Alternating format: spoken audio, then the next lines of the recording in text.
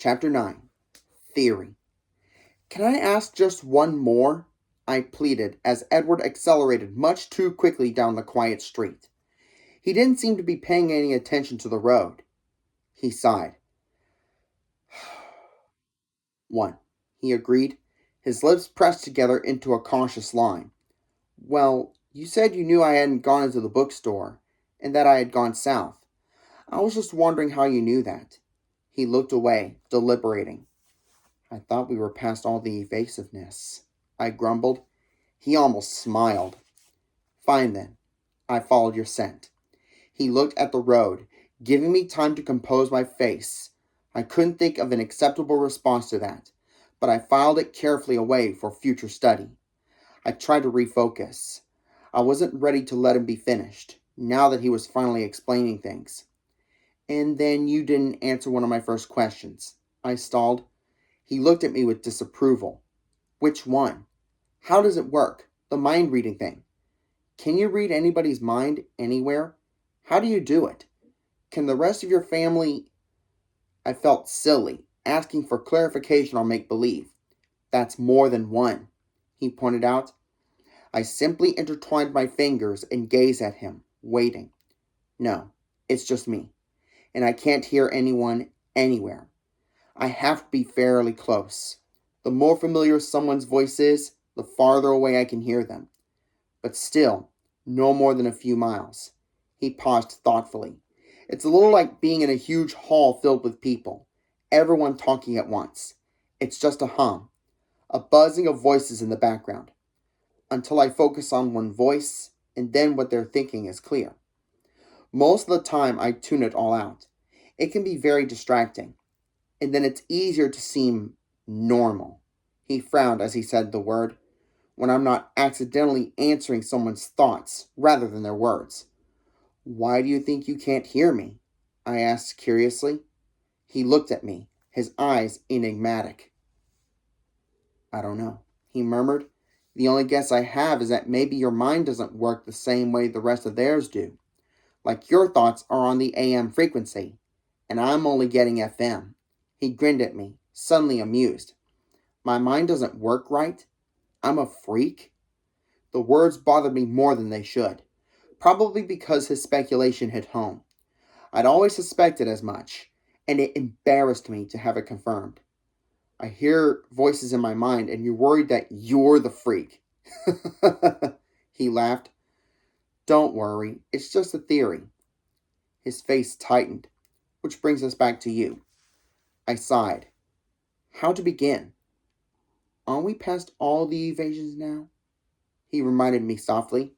I looked away from his face for the first time, trying to find words. I happened to notice the speedometer.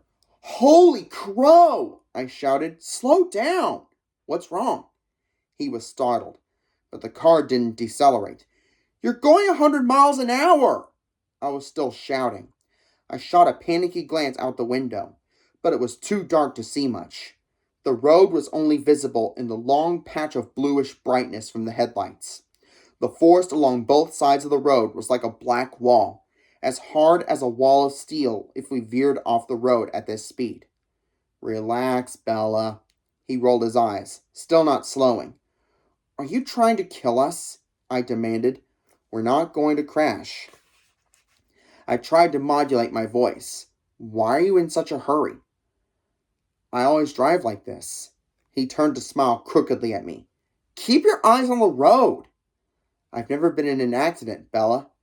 I've never even gotten a ticket. He grinned and tapped his forehead. Built-in radar detector. Very funny, I fumed.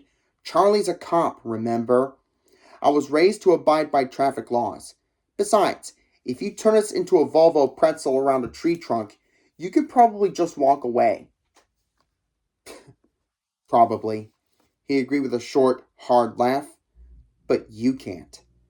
He sighed, and I watched with relief as the needle gradually drifted toward 80. Happy? Almost. I hate driving slow. He muttered. This is slow? Enough commentary on my driving. He snapped. I'm still waiting for your latest theory. I bit my lip. He looked down at me, his honey eyes unexpectedly gentle. I won't laugh, he promised. I'm more afraid that you'll be angry with me. Is it that bad? Pretty much, yeah. He waited. I was looking down at my hands, so I couldn't see his expression. Go ahead. His voice was calm. I don't know how to start, I admitted. Why don't you start at the beginning?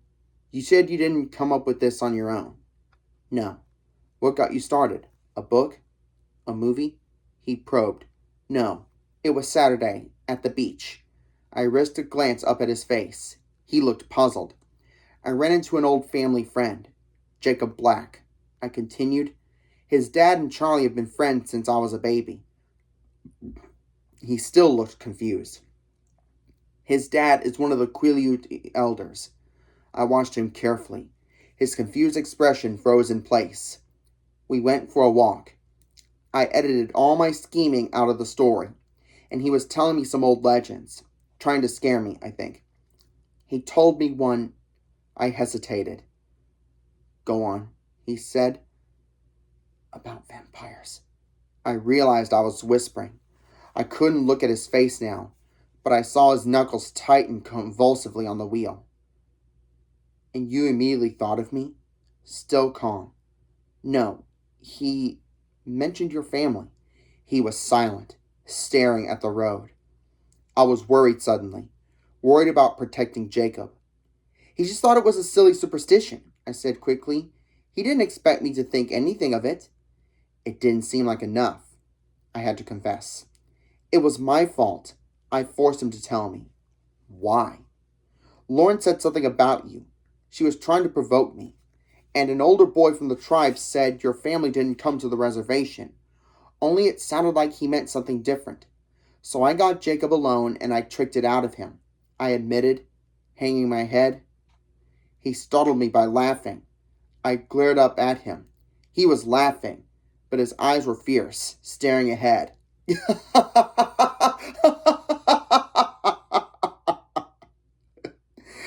Tricked him how? He asked.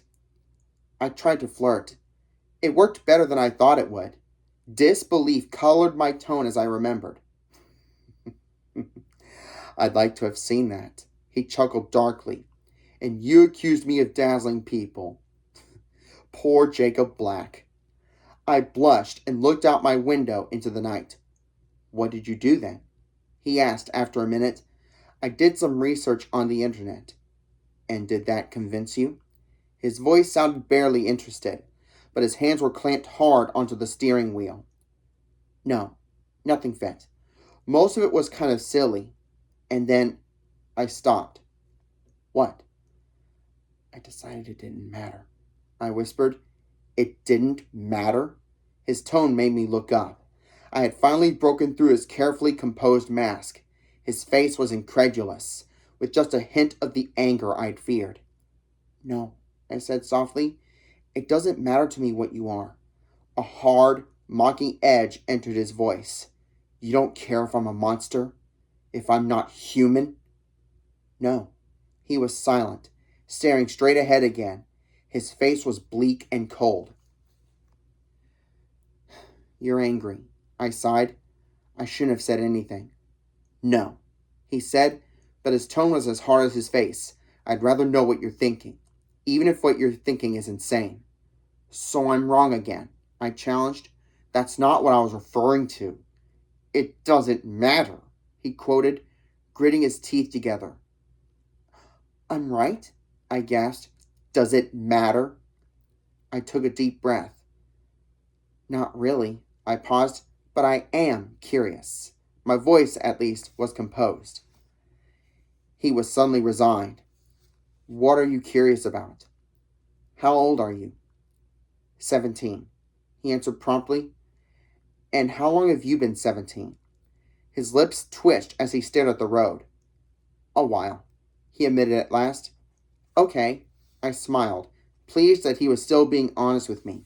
He stared down at me with watchful eyes, much as he had before, when he was worried I would go into shock. I smiled wider in encouragement, and he frowned. Don't laugh, but how can you come out during the daytime? He laughed anyway. Myth.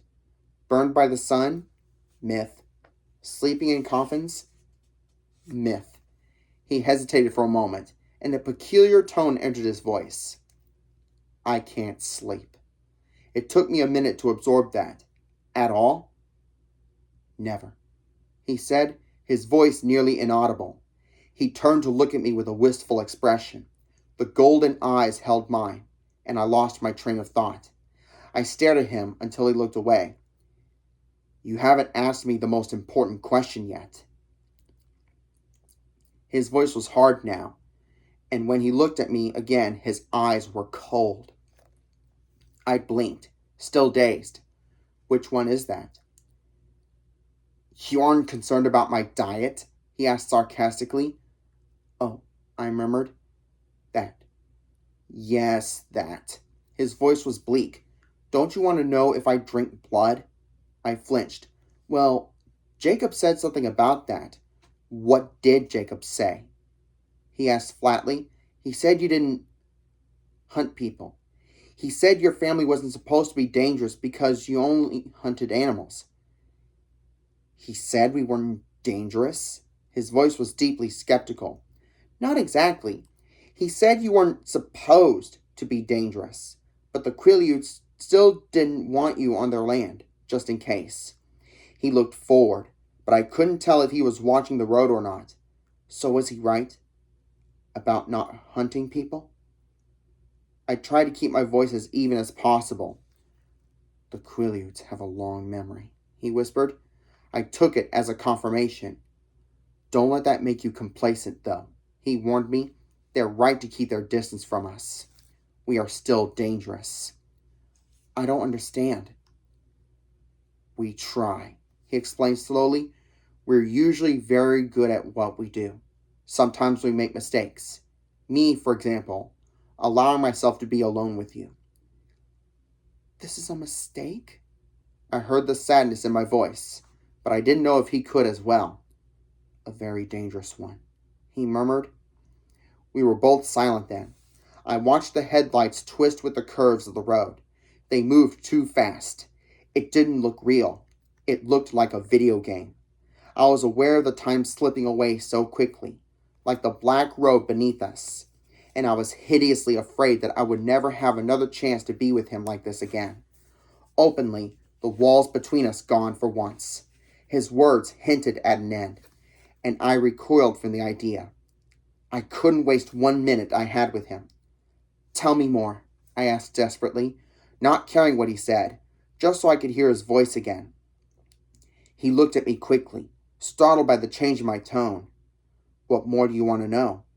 Tell me why you hunt animals instead of people, I suggested, my voice still tinged with desperation. I realized my eyes were wet, and I fought against the grief that was trying to overpower me. I don't want to be a monster. His voice was very low. But animals aren't enough? He paused. I can't be sure, of course, but I compared it to living on tofu and soy milk. We call ourselves vegetarians, our little inside joke. It doesn't completely satiate the hunger, or rather thirst, but it keeps us strong enough to resist. Most of the time. His tone turned ominous. Sometimes it's more difficult than others. Is it very difficult for you now? I asked.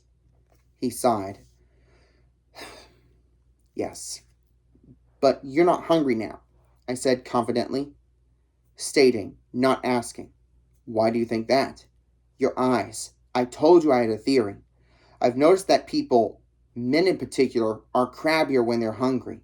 He chuckled. You are observant, aren't you?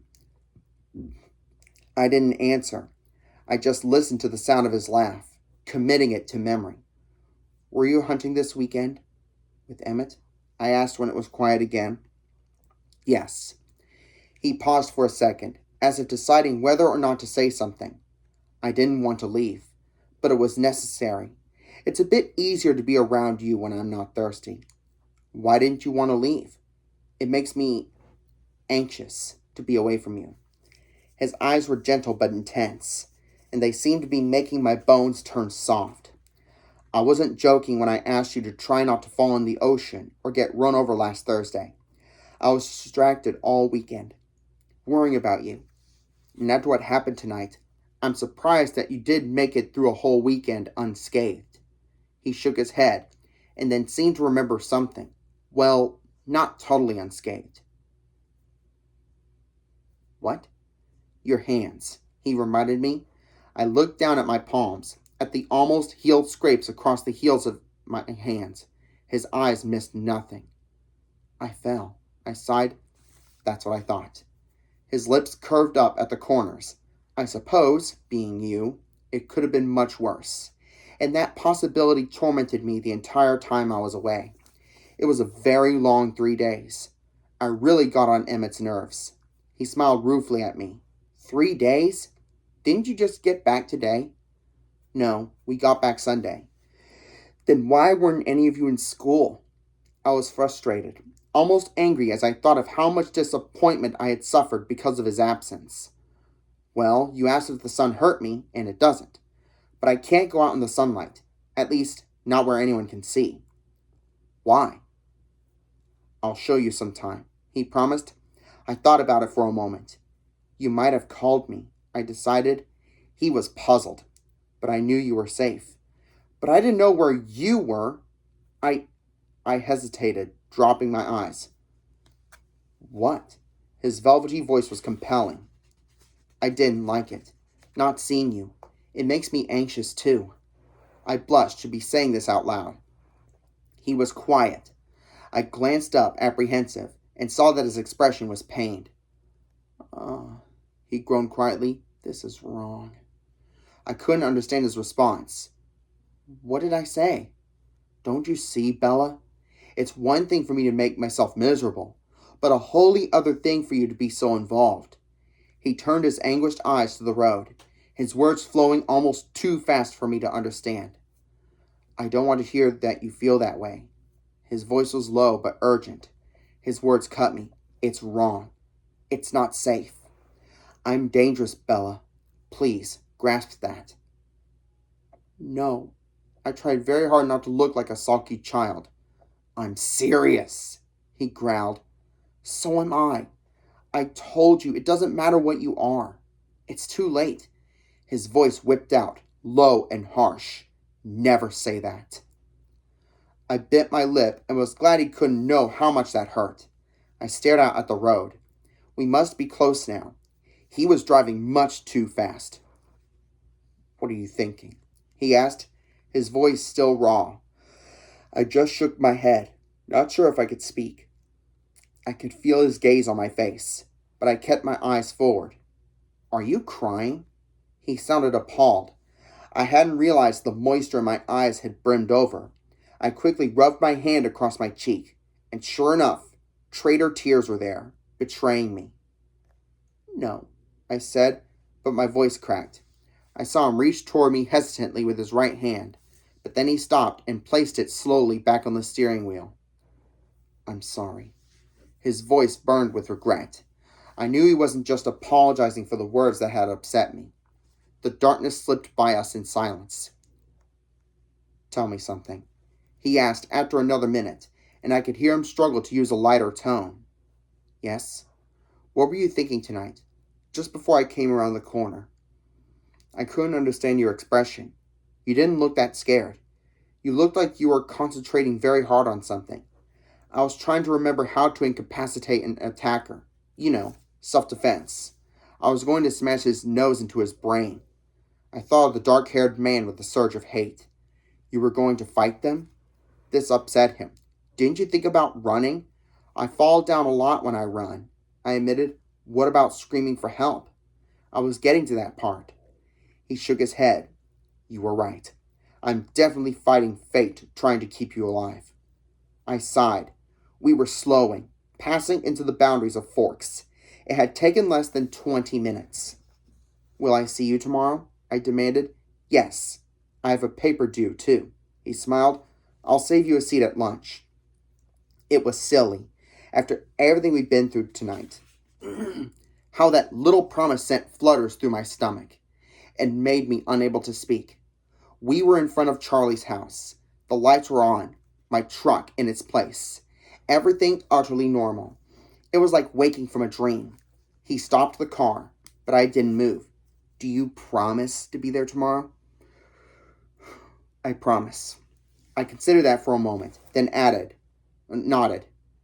I pulled his jacket off, taking one last whiff. You can keep it.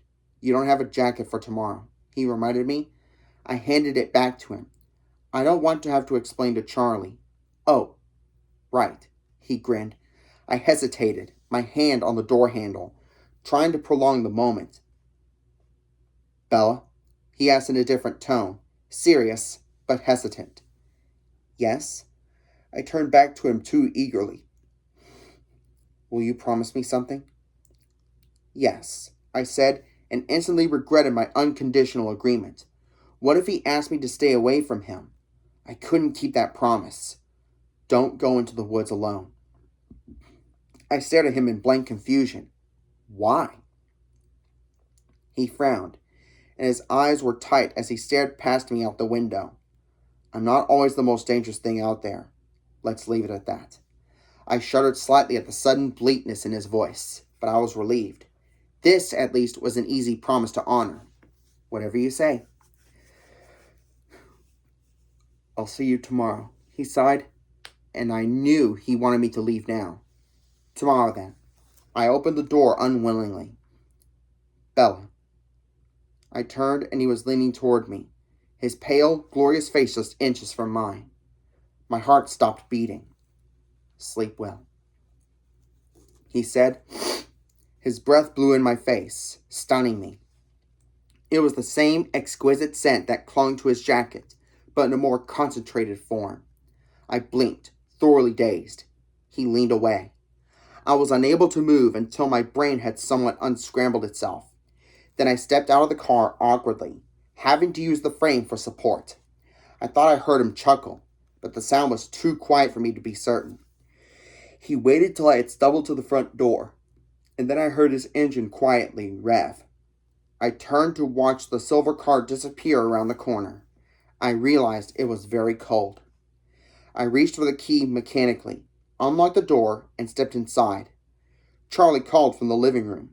Bella? Yeah, Dad, it's me. I walked in to see him. He was watching a baseball game. You're home early. Am I? I was surprised. It's not even 8 yet, he told me. Did you girls have fun? Yeah, it was lots of fun. My head was spinning as I tried to remember all the way back to the girls' night out I had planned. They both found dresses. Are you all right? I'm just tired. I did a lot of walking. Well, maybe you should go lie down. He sounded concerned. I wonder what my face looked like. I'm just going to call Jessica first. Weren't you just with her? He asked, surprised. Yes, but I left my jacket in her car. I want to make sure she brings it tomorrow. Well, give her a chance to get home first. Right, I agreed. I went to the kitchen and fell, exhausted, into a chair. I was really feeling dizzy now. I wondered if I was going to go into shock after all. Get a grip, I told myself. The phone rang suddenly, startling me. I yanked it off the hook. Hello? I asked breathlessly. Bella? Hey, Jess, I was just going to call you. You made it home? Her voice was relieved and surprised. Yes, I left my jacket in your car. Could you bring it to me tomorrow? Sure, but tell me what happened, she demanded. Tomorrow. In Trig, okay? She caught on quickly. Oh, is your dad there? Yes, that's right. Okay, I'll talk to you tomorrow then. Bye. I could hear the impatience in her voice. Bye, Jess. I walked up the stairs slowly, a heavy stupor clouding my mind. I went through the motions of getting ready for bed without paying any attention to what I was doing. It wasn't until I was in the shower, the water too hot, burning my skin, that I realized I was freezing. I shuddered violently for several minutes before the steaming spray could finally relax my rigid muscles. Then I stood in the shower, too tired to move, until the hot water began to run out. I stumbled out, wrapping myself securely in a towel, trying to hold the heat from the water, and so the arching shivers wouldn't return. I dressed for bed swiftly and climbed under my quilt, curling into a ball, hugging myself to keep warm. A few small shudders trembled through me.